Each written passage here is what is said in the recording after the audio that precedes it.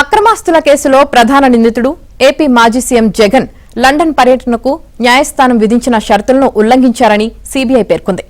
తప్పుడు phone number ఇచ్చి వెళ్లారని, కోర్టును తప్పుదోవ పట్టించారని తెలిపింది.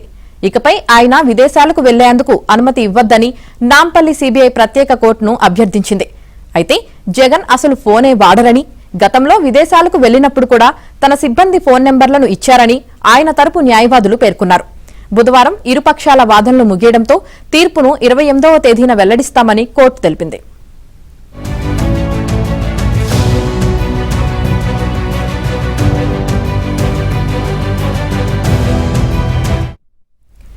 ఈ నెల 1వ తేదీ నుంచి 30వ తేదీ మధ్య 15 రోజుల పాటు జగన్ లండన్లోని తన కుమార్తె వద్దకు వెళ్లేందుకు షరతులతో కూడిన అనుమతిని సీబీఐ ప్రత్యేక న్యాయస్థానం ఇచ్చింది.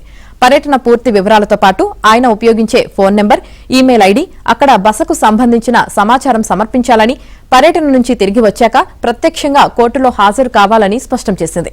ఈ నెల 11వ తేదీన లండన్ వెళ్లిన జగన్ కు సీబీఐ అధికారులు 3 సార్లు ఫోన్ చేయగా ఆ నెంబర్ పనిచేయలేదు. దీంతో లండన్ పర్యటనకు వెళ్లేందుకు కోర్టు విధించిన బెయిల్ షరతులను జగన్ ఉల్లంఘించారని సీబీఐ గత వారం పిటిషన్ దాఖలు చేసింది. దానిపై బుధవారం ప్రత్యేక కోర్టు న్యాయాధికారి టి రఘురాం విచారణ జరిపారు.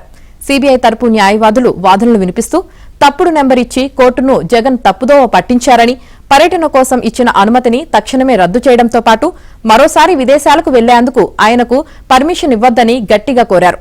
జగన్ తరపు న్యాయవాదులు స్పందిస్తూ అసలు ఆయన ఫోనే ఉపయోగించరని, గతంలో విదేశీ పర్యటనలకు వెళ్లినప్పుడు కూడా తన వ్యక్తిగత సహాయకులు, సిబ్బంది ఫోన్ నెంబర్లే కోర్టుకు సమర్పించారని తెలిపారు. మరో 3 రోజులు అనుమతి ఉన్నా ముందుగానే పర్యటన ముగించుకొని జగన్ స్వదేశానికి తిరిగొచ్చేశారని తెలిపారు.